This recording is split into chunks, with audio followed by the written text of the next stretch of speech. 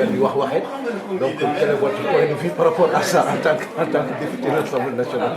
Je pense que c'est cette opposition-là qui doit revoir sa façon de voir la situation, mais jamais le PASTEF ne sera entendu dans du bon moment.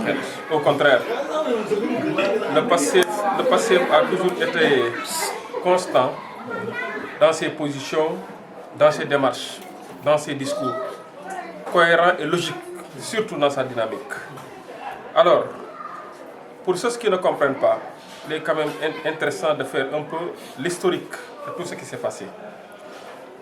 Il fut au moment courant 2024, l'ancien régime avait effectivement proposé ou projeté de voter une loi au fait d'amnistier en vue de pacifier l'espace politique. Et lorsqu'on a eu, nous, du côté de PASTEF, à voir le projet, on avait opposé notre niette catégorique parce qu'il ne faudrait pas leur donner le prétexte ni l'occasion d'effacer des faits que nous considérons comme criminels par rapport aux Sénégalais, mais également comme criminels par rapport à nos deniers publics.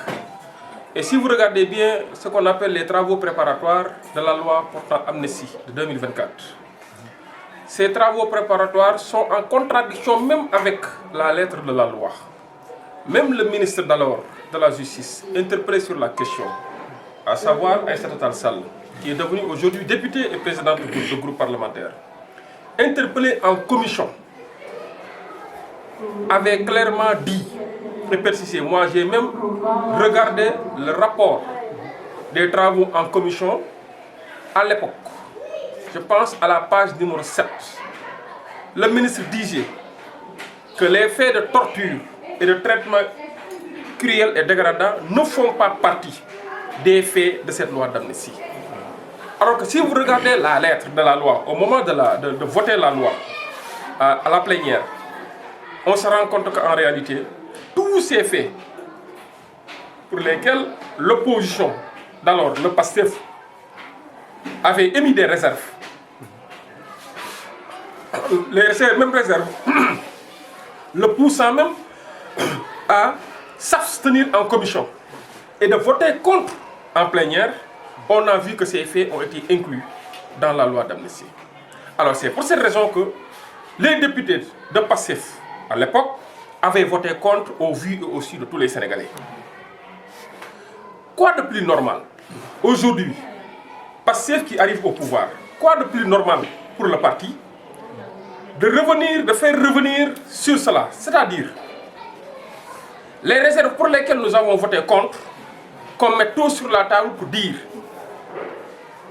devant l'opinion et devant la postérité que des faits qualifiés de meurtre, de torture, d'assassinat ou de traitement cruel et dégradant soient exclus du champ d'application de la loi d'amnistie.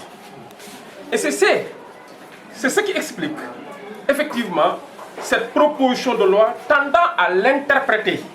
L'interprétation veut dire quoi? C'est-à-dire quand on interprète une loi, soit c'est par rapport à sa lettre ou c'est par rapport à son esprit. Ici, la lettre ne pose pas problème, c'est la lettre qui est problématique. Mais cette lettre entre en contradiction avec l'esprit.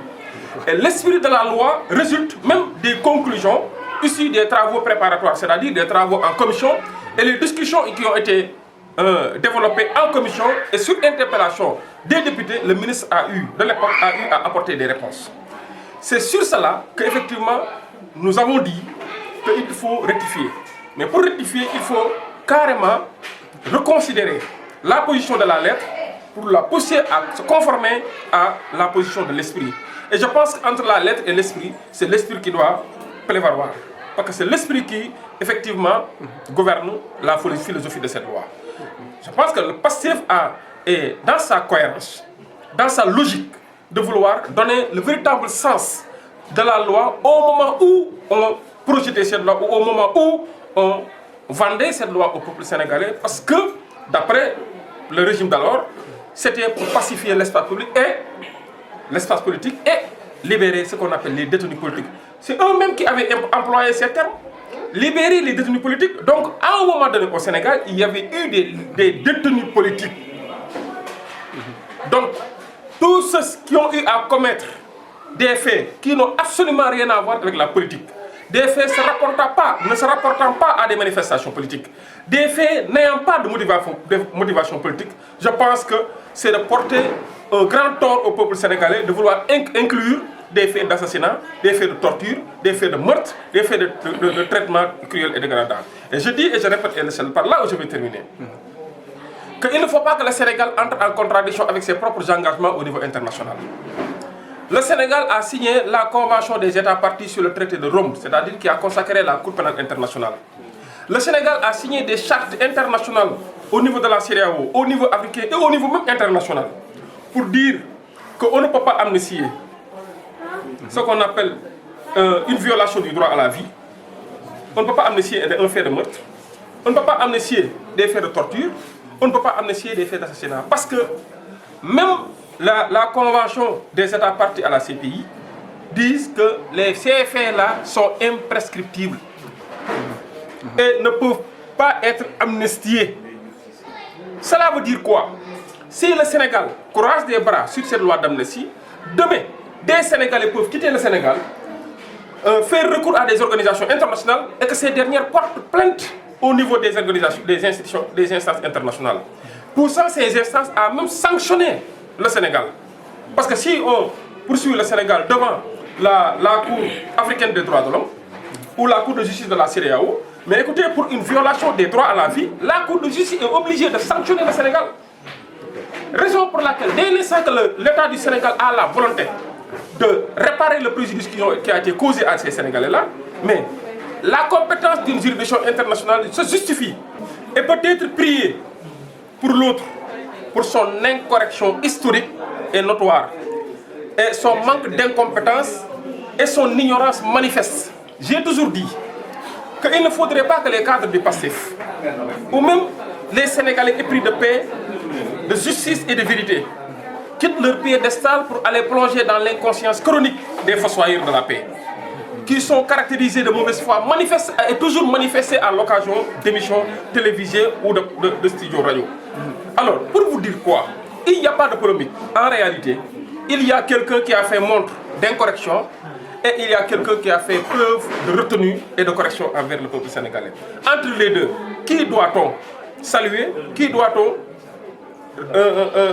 encourager? Qui doit-on aider à se conformer à effectivement une bonne posture républicaine? Mais je pense que ce prétendu chroniqueur, que je considère comme en réalité un mercenaire du micro, et peut-être des fois par leur chronique un mercenaire de la plume ou un mercenaire des prétendus journalistes, des prétendus chroniqueurs, c'est Ils sont à la solde. Voilà, à la solde des fois de ceux qui n'ont pas le courage de faire face à leur véritable adversaire politique.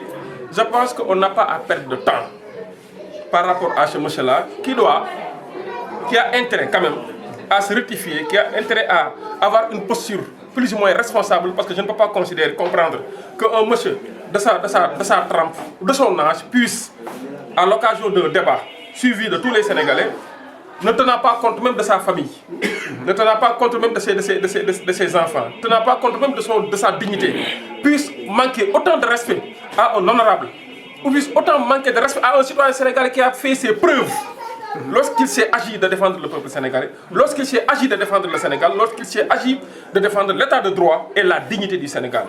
Au moment où on assassinait des Sénégalais qui se battaient pour notre démocratie, au moment où Amadou Ba se battait pour la démocratie, lui, il faisait quoi?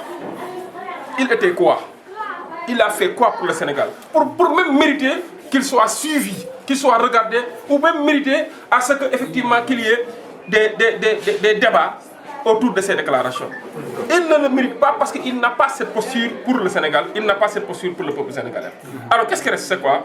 En réalité, encourager notre frère Amadou Ba à continuer dans ces dynamiques, de faire comprendre au peuple sénégalais qu'en réalité, il ne doit pas tomber dans le piège des manipulateurs, des ignorants, des insouciants et des incompétents. C'est ça la vérité. Ok. Ñu dem rek opposition di wax waxeet man ñoom dañ may defi ree. Au contraire, Pastef ku ko xam ne ci kàddu kenn mënu leen a vaar dëggu nañ te luñ la wax déwén mooy liñ la wax daaw ak daaw jéeg loolu benn la. ñaareel ba da ciy baax des fois ñuy fàttali ay mbir parce que loi buñ ko indee pour am lu ñuy leeral loo xam ne leeru woon ci bopp nit ñi dañoo war a xool li ñu njëkk indi lan la. te ñu bëri comprendre ñu ce qu'on appelle une loi interprétative.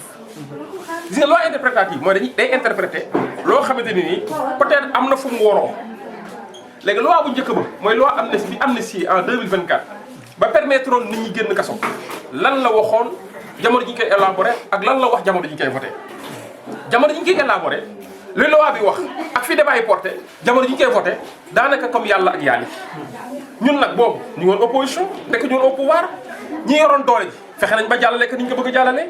alors jamono ji ñu koy élaboré loi bi dañuy jamono jooju ministre de la justice tey jii député la moo nekk groupe parlementaire président groupe parlementaire bu opposition bi muy takk wàllu muy notre sœur Aïssata Tall Sall ba mu toogee en commission député yëpp toog wër ko dañ koo laaj nekk champ d'application maanaam loi bi ana yan fee ak yan fee lay effacé ak yan la dul effacé moom moo wax ci gémmiñam moo tax keroog en commission ba nit ñu bëri c'est vrai que commission nag amul caméra yi ni ñu fa nekk ak yooyu mais commission bi tàmbali na ba jeex waxul bañ ko laajee jamono jooju dani li nga xamante ni ay meurtre la maanaam ay faat bakkan la ak li nga xamante ni ay torture la maanaam jël nit ki di ko toroxal la ak li nga xamante ni maanaam ak boddi ak yërmande nit ki maanaam traitement cruel et dégradant mu ne loolu bokku ci loi d'amnistie moo ko waxoon te am nañ preuve fi mu ko waxee maanaam am na benn rapport de commission boo xam ne à la page 7 ci jeexital ba mu ngi ko fay wax ci rapport boobu